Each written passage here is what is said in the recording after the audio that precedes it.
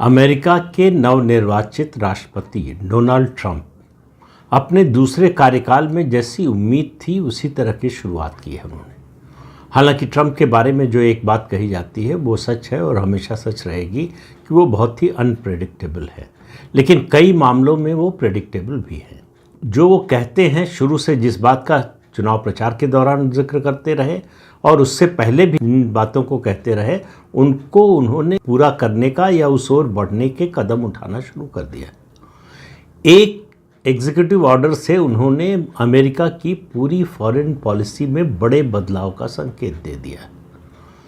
Executive order के जरिए शुक्रवार को ये तय हुआ कि यूएसएड यानी US agency for international development, ये एजेंसी है अमेरिकी सरकार की जो दुनिया भर के देशों को, अलग अलग संस्थाओं को आर्थिक मदद देती है।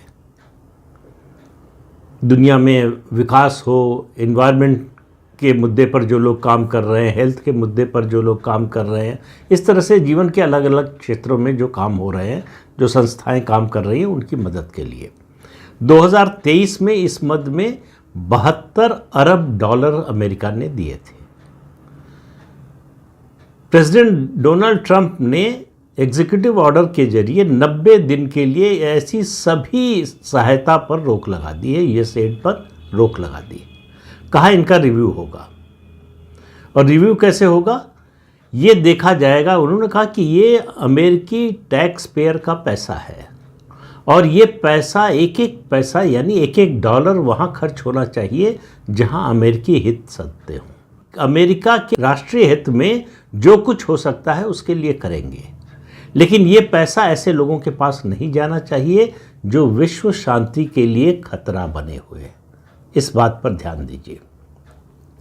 तो विश्व शांति के लिए खतरा बने हुए लोगों, संस्थानों और ऐसी एजेंसियों या देशों को भी शामिल कर सकते हैं, उनके लिए ये बहुत कड़ा संदेश है। ये पहला वार है डोनाल्ड ट्रंप का, जिसकी प्रतीक्षा कर रहा था भारत कि डोनाल्ड ट्रंप आएंगे तभी ये होगा। जो बाइडेन के एडमिनिस्ट्रेशन में ऐसा नहीं हुआ, उससे पहले ओबामा के एडमिनिस्ट्रेशन में ऐसा नहीं हुआ, उससे पहले भी नहीं हुआ।